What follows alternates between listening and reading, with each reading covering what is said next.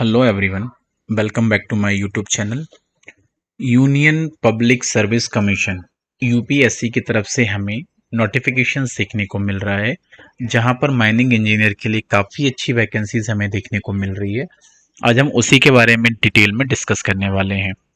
तो बेसिकली यहाँ पर ये जो नोटिफिकेशंस हैं यूपीएससी ने रिलीज़ किया हुआ है, और यहाँ पर जो वैकेंसी है, one vacancy for the post of research officer neuropathy ministry of Ayush में देखने को मिल रही है। जो कि रिजर्वेशन में बात करें, अनरिजर्व कैटेगरी के लिए यहाँ पर एक पोजीशन है। सुटेबिलिटी फॉर द पोस्ट की बात करें, पीडब्ल्यूडी के लिए नहीं देखने को मिल रही है। पे स्किल्स की अगर हम यहाँ पर बात करते हैं, लेवल 10 होगा। पे मैट्रिक्स एज पर 7 सीपीसी के हिसाब से होगा। एज की हम यहाँ पे बात करें 35 ईयर्स मैक्सिमम एज यहाँ पर हमें देखने को मिल रही है। एसेंशियल क्वालिफिकेशंस की अगर हम यहाँ पे बात करते हैं तो bachelor of the neuropathy and yogic science degree में 5.5 ईयर्स ड्यूरेशन का फ्रॉम रिकॉग्नाइज्ड यूनिवर्सिटी या इंस्टीट्यूट से आपका सर्टिफिकेशन होना चाहिए। साथ ही साथ पोस्ट ग्रेजुएशन होना चाहिए आपकी इन न्यूरोपैथोलॉजी में फ्रॉम द रिकॉग्नाइज्ड यूनिवर्सिटी या इंस्टीट्यूट के थ्रू। डिजायरेबल की बात करें, यहाँ पर डॉक्टरेट डिग्री होना चाहिए इन न्यूरोपैथी में। इसमें एक इन्होंने नोट भी मेंशन किया है, the qualifications are relaxable at the discretions of the union public service commission for reason to be recording in writing in the case of candidate otherwise well qualified.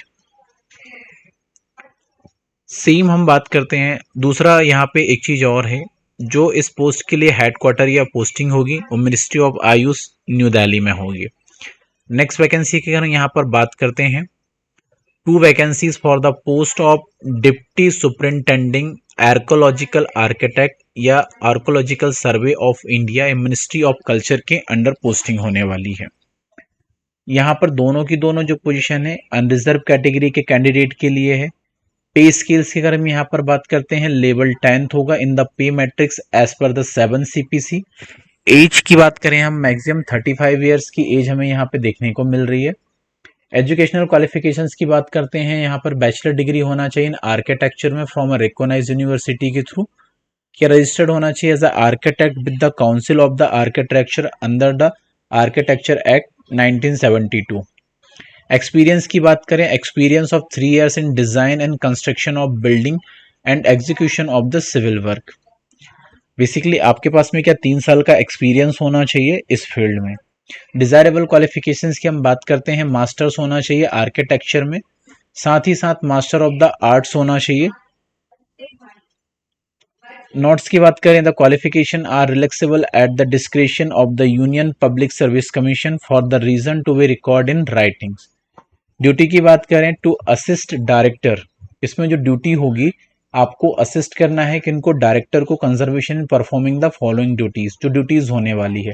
Reviewing the function of the deputy superintending archaeological architect, वो आपको reviews करने होंगे। Monitoring the preparation of the conservation plans, आपको monitor करने होंगे conservation plans को, side management plan को। Condition appraisal reports of world heritage monuments and other monuments के बारे में आपको अप्राइजल्स या रिपोर्ट्स बनानी होगी जब रिक्वायर्ड होगी।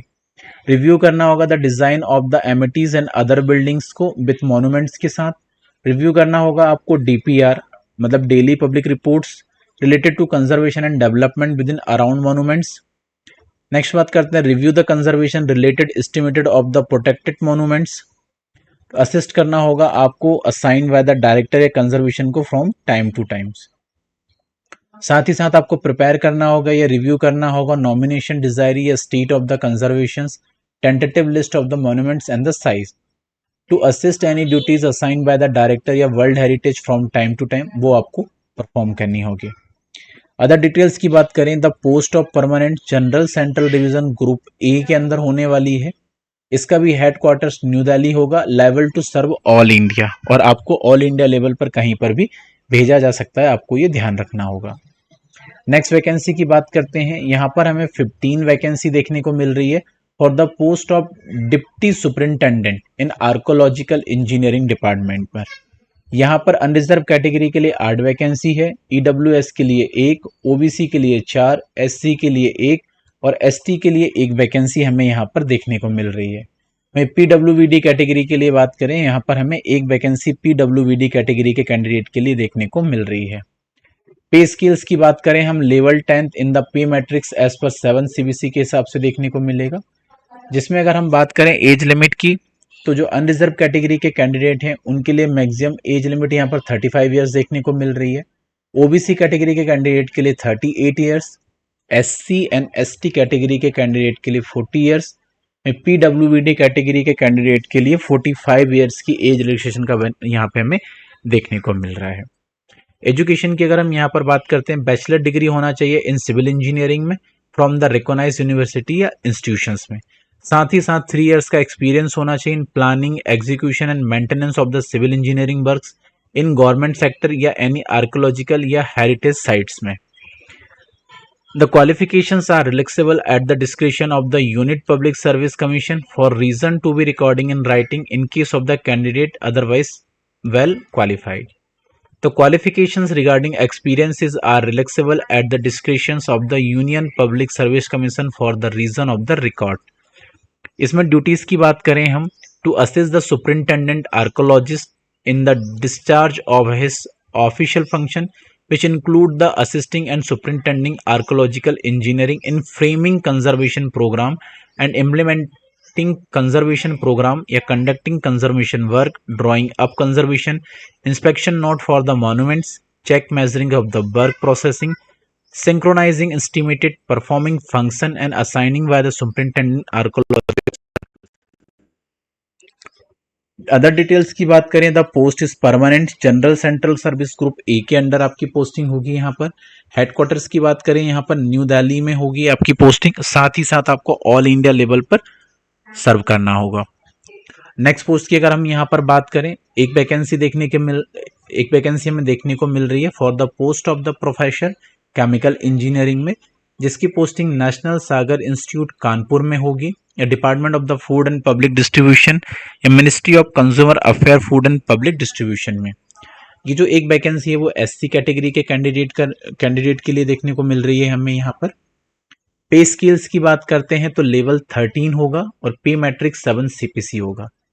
मैक्सिमम एज लिमिट की हम यहाँ पे बात करें 55 ईयर्स की हमें देखने को मिल रही है फॉर द एससी कैटेगरी के कैंडिडेट के लिए। एजुकेशनल की अगर हम बात करते हैं तो मास्टर डिग्री होना चाहिए केमिकल इंजीनियरिंग में। एक्सपीरियंस की बात करें, यहाँ पर मिनिमम आपके पास 12 इयर्स का एक्सपीरियंस होना चाहिए रिसर्च एंड प्रैक्टिकल या टीचिंग एक्सपीरियंस में in the field of chemical engineering या एक्सपीरियंस इन डिजाइनिंग या ऑपरेशन ऑफ शुगर फैक्ट्री या केमिकल्स प्लांट में। डिजायरेबल्स की बात करते हैं हम, एजुकेशनल एक्सपीरियंस एंड पब्लिकेशंस में, तो एजुकेशनल में डॉक्टरेट होना चाहिए इन केमिकल इंजीनियरिंग में। एक्सपीरियंस में experience of the working in the sugar and allied industry में होना चाहिए। पब्लिकेशंस की बात करें, publication of research paper in chemical engineering discipline में, ये सब सारी चीजें देखने को यहाँ पर मिलेंगे या होना चाहिए आपके पास में ये डॉक्यूमेंट्स। इसकी जो पोस्टिंग है बेसिकली कानपुर यूपी में होगी। नेक्स्ट पोस्ट की बात करते हैं हम, एक वैकेंसी हमें देखने को मिल रही है साइंटिफिक ऑफिसर के लिए in the national test house department of consumer affairs में या ministry of the consumer affairs के लिए। यहाँ पर भी एससी के लिए एक पोस्ट है।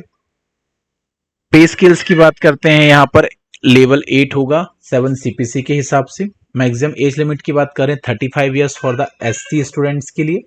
में मास्टर डिग्री होना चाहिए फिजिक्स में या फिर इलेक्ट्रिकल्स इंजीनियरिंग में आपकी डिग्री होना चाहिए। साथ ही साथ 1 ईयर का एक्सपीरियंस होना चाहिए in non destructive testing laboratory या 1 year experience in x ray diffraction या investigation work on failure engineering material by the non destructive and the metrological metallographic methods of the testing. Note की बात करें, note 1 और note 2 यहाँ पे हमें देखने को मिल रहे हैं। The qualifications are relaxable at the description of the union public service commission for the reason of the recorded in writing. So qualifications regarding experiences are relaxable in the discretions of the Union Public Service Commission for the reason to be recorded in writing in the case of candidate belong to the SC. Duties की बात करें यहाँ पर, the duties and responsibility of the set post including testing and evaluations में होगी आपकी, और बाकी आपके जो सीनियर्स परफॉर्म करने के लिए कहेंगे वो आपको जॉब यहाँ पे परफॉर्म करनी होगी। नेक्स्ट वैकेंसी की बात करते हैं हम, यहाँ पर 1 वैकेंसी देखने को मिल रही है for the post of assistant professor civil engineering construction management में in college of the military engineering Pune या मिनिस्ट्री ऑफ द डिफेंस में। ये जो पोजीशन है वो बेसिकली एससी कैटेगरी के लिए एक देखने को मिल रही है।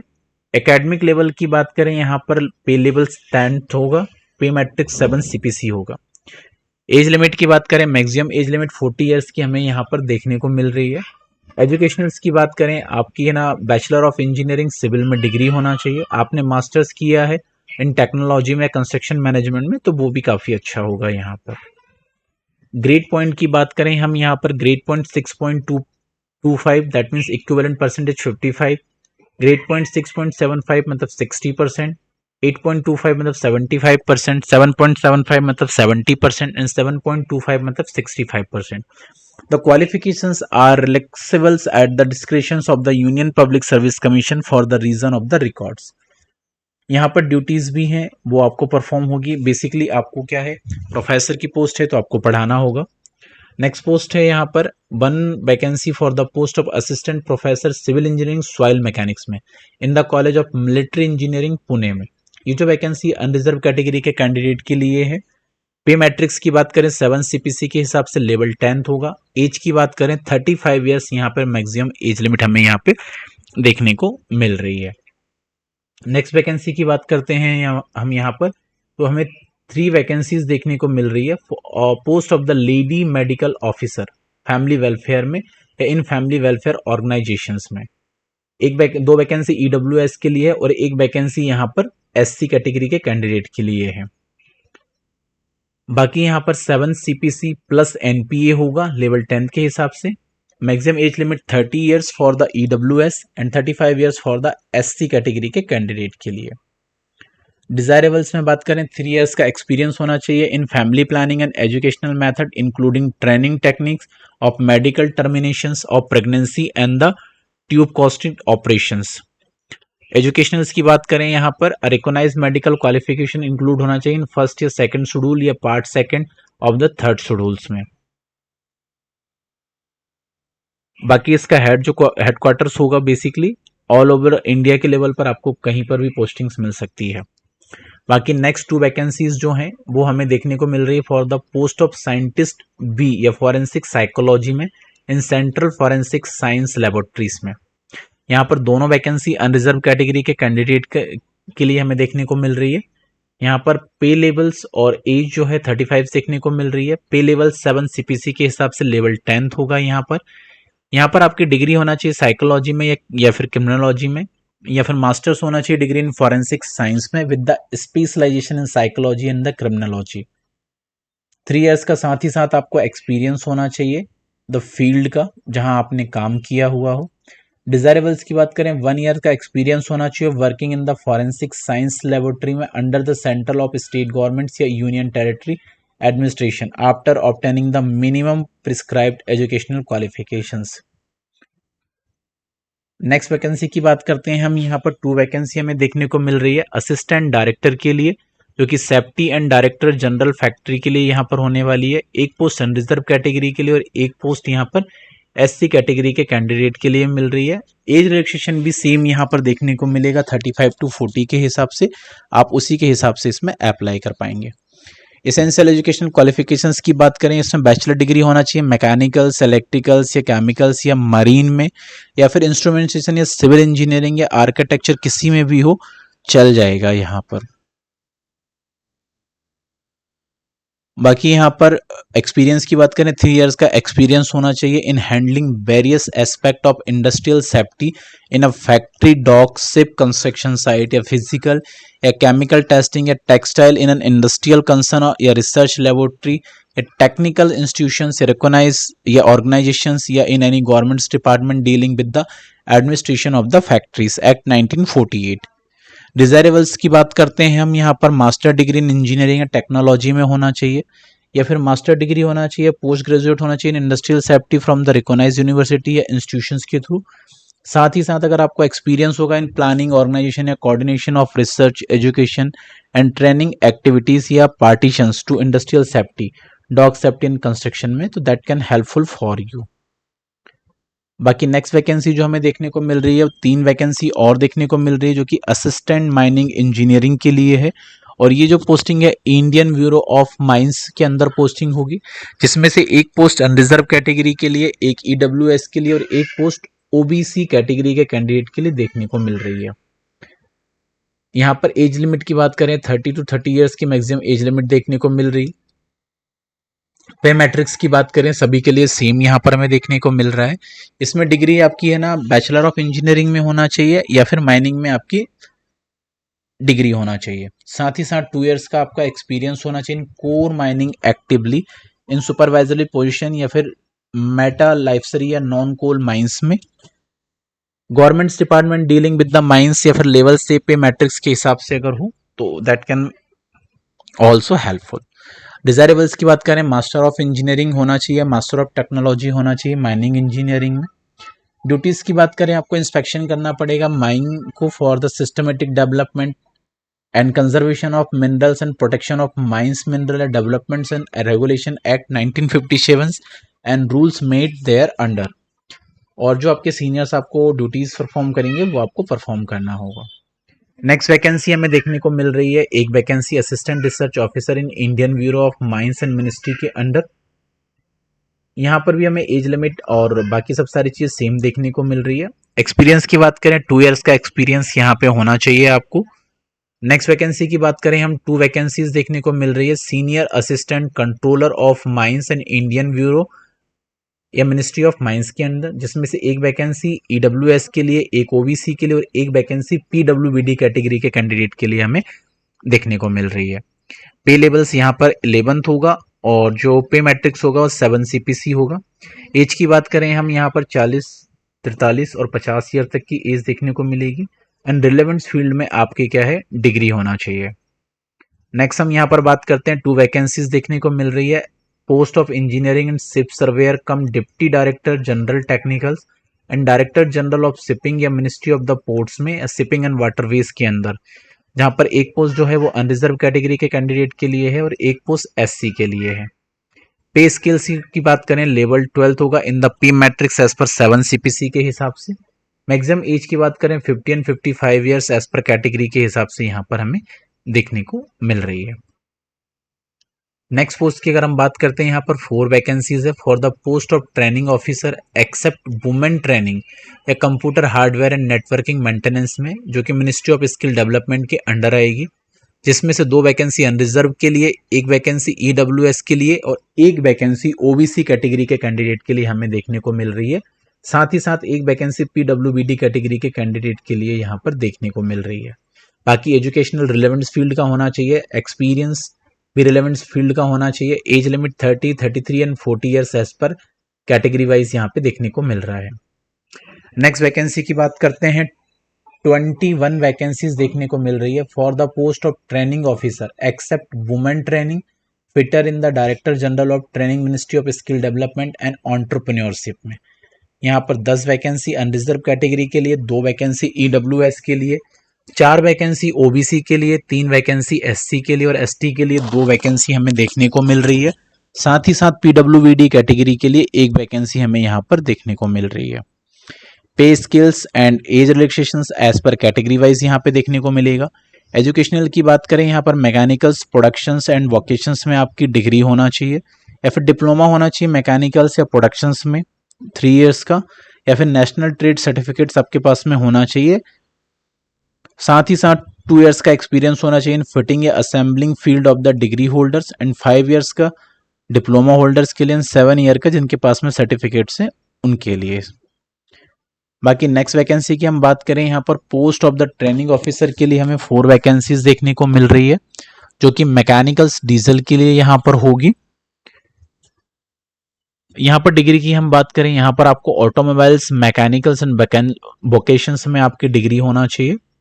साथ ही साथ आपको 2 ईयर्स, 5 ईयर्स एंड 7 ईयर्स का, 2 ईयर्स का डिग्री वालों के लिए, 5 ईयर्स का डिप्लोमा होल्डर्स के लिए, 7 ईयर का सर्टिफिकेट्स होल्डर्स के लिए यहाँ पे एक्सपीरियंस देखने को चाहिए होगा इस पोस्ट के लिए, तभी आप अप्लाई कर पाएंगे।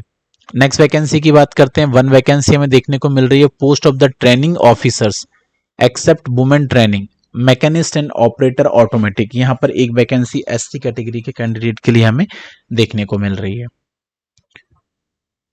नेक्स्ट हम यहाँ पर बात करते हैं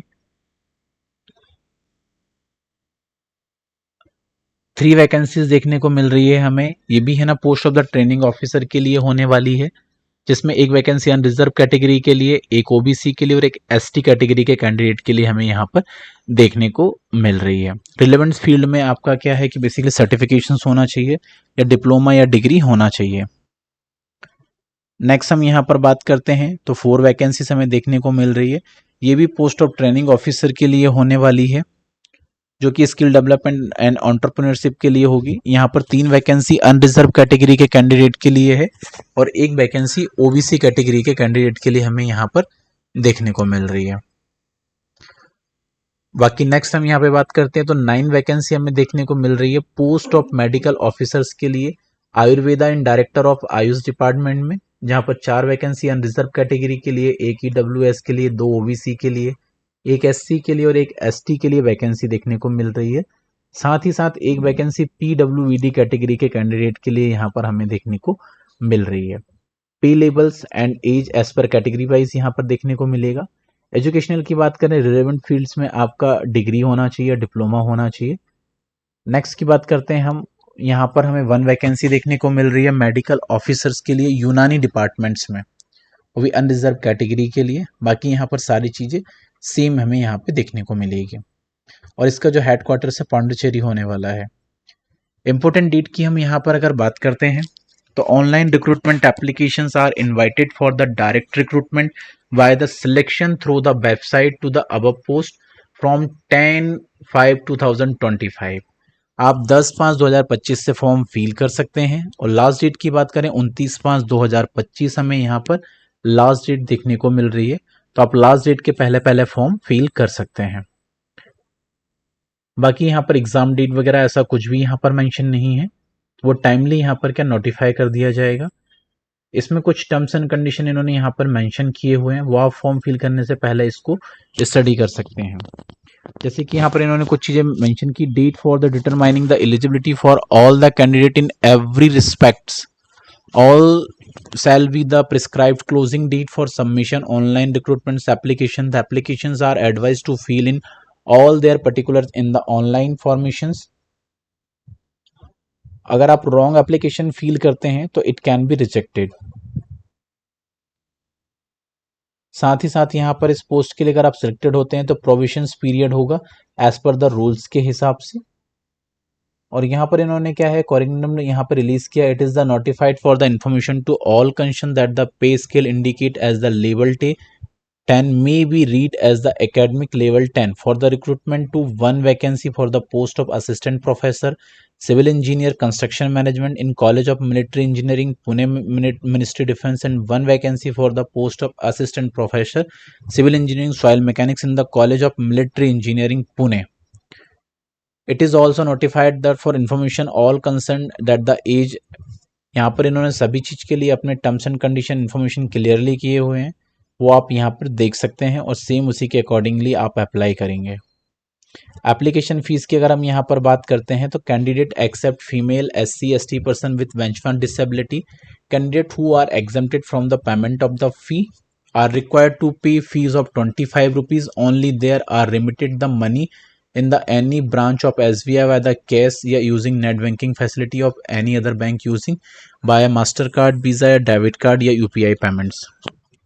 No fees for the SC ST category of any community and no fees exemption available for the general OBC EWS male candidate and they are required to pay the full prescribed fees. तो आपको ये देखना होगा यहाँ पे 25 rupees application fees यहाँ पे आपको देनी होगी।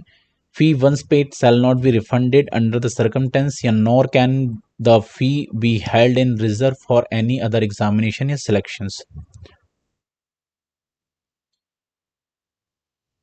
बाकी और भी काफी सारे इंस्ट्रक्शंस हमें यहाँ पे देखने को मिल रहे हैं। बाकी आप ऑल इंडिया लेवल की सभी तरीके की जॉब अपडेट्स के लिए हमारे यूट्यूब चैनल एग्जाम एक्सप्रेस को आप सब्सक्राइब कर सकते हैं।